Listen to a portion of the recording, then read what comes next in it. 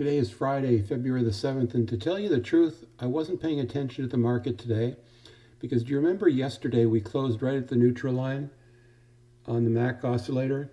And I thought, well, this is going to be up or down, probably down, because when we looked at the, well, we'll look at the SPX in a second and explain why.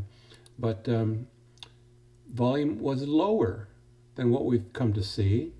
That's very interesting, very telling. Nobody's rushing to sell. Now the jobs report today was really good.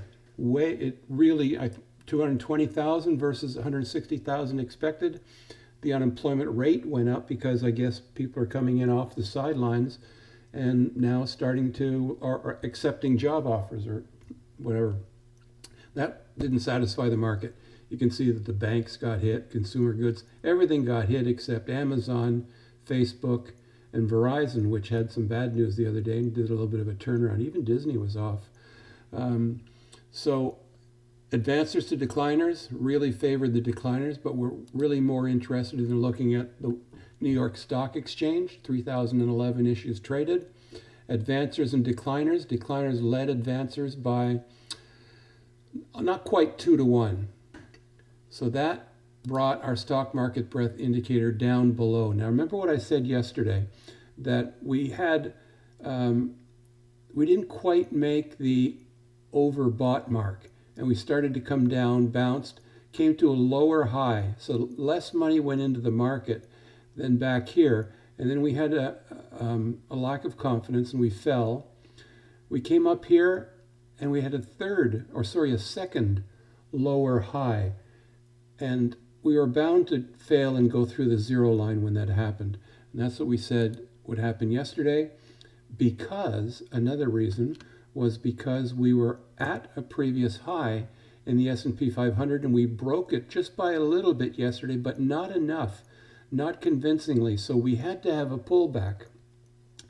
And that's what we saw. We still haven't tested the cloud, and I still believe that that is going to happen. Now the cloud is starting to flatten down. It had been going up in a nice 30-degree angle, but now it's tailed off, it's flattened off. This signals to me that candles are coming in for a soft landing, I think, on the cloud, and then bounce back up. Let us look at the volatility, which moved up a little bit today, bounced off of that flat cloud. Apple took a bit of a beating. Now today was an ex-dividend day, so it should have dropped by 77 cents because that's what the dividend was. Because I had rolled my 320 shorts into next week, they didn't take my stock at the close yesterday. So I'm still eligible for the dividend, which will be paid next week. And having the 320 calls offset most of my losses in Apple today. If it hangs around 320, 321 on Monday, I'm going to roll those again another week and pick up maybe another $1.50 or $2. Who knows? And just keep adding to my premium collected on Apple 320s, because I think it's going to struggle here. This is going to be a little bit difficult for it to break out of this kind of a high. The SPX, we said we were looking for the cup and handle. This confirms that we're still in the handle formation stage. This one broke out a little bit yesterday, and we were worried about that because it had broken the cup and handle pattern. But now we're going to have the handle formation, and then Investor Business Daily, which tracks this cup and handle pattern, says this usually breaks to the upside. Doesn't always happen. Caterpillar took a 3% drop. That's not very encouraging. I had these short 140 calls for the end of next week, and that wasn't good enough. It buffered me a little bit.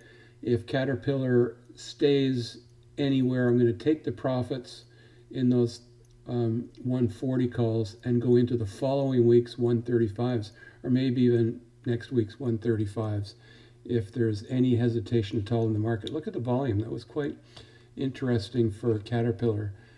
Apple's volume was pretty low. AT&T only up a cent, but it had been doing better, throughout the day. The candle, or the Ichimoku span, is broken through the cloud at the thinnest part where resistance is the least, and it broke the 200 and the 50. Didn't quite beat the cloud, but it's on its way to breaking the cloud and moving up. I think AT&T is going to continue to do really well. I would like to see it come darn close to 40 by the end of the month. I had the long 40, short 41 February calls before earnings. Because the stock dropped so much after earnings, my 41 short calls were worthless, so I sold them for 2 cents and 3 cents. Now I'm just long a total of 25 February 40 calls. Man, if it hit 40, I'd recover some of my losses and I would break even on that trade. I'd be happy with that. Let's see, Tesla down $4.36. Did I tell you yesterday? I probably forgot that I did buy one put contract in Tesla, and I did that on Thursday. That would have been yesterday. And what I bought, remember that's a put contract, so I bought the 750 puts because I think it's going to go below 750. But I sold the 760 puts because I bought the 760 puts. So I bought the puts up here, 760, but I sold the 750 puts. So I only paid about $5 and something for that.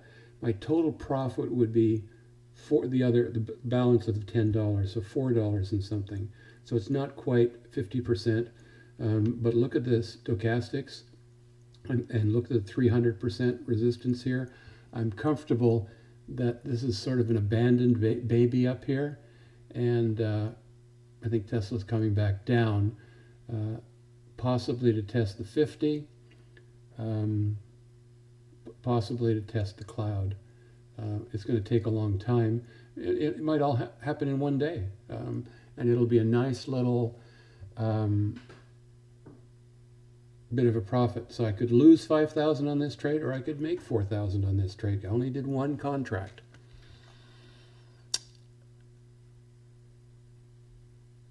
Did I say 5,000? Let me look at my analysis here. So Tesla, I can lose, let me get rid of that. I can lose 1,160, or I can make 840 because I actually did two contracts. I'm sorry. And if it continues to go down, I'll do two more contracts, but I won't do the same 760, 750. I'll do another pair just a little bit lower. We'll update you on Twitter about that. Whirlpool down 3 1/3%, 148. Consumer confidence is good. I don't know why Whirlpool isn't doing well. Certainly the stochastics, long-term stochastics, are telling us that Whirlpool has a little bit more to lose. Amazon did really well. I'm out of my Amazon trade, but look at that. It is starting to break away, but I'm not going to take a position in it. Where else did we want to go? Fastly, down 10 cents. Really, it's being saved by the cloud, so it's not doing very much. The volume is pretty low.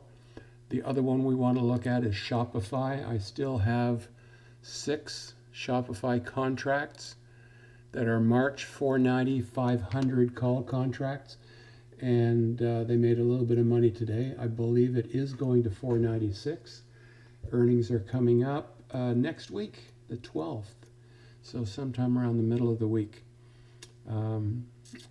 Keep an eye on that. So with that said, where are we going next week? I believe we're drifting downwards over next week, and that's what the stochastics would tell us. And that's also what the market breadth indicator tells us, the McClellan oscillator.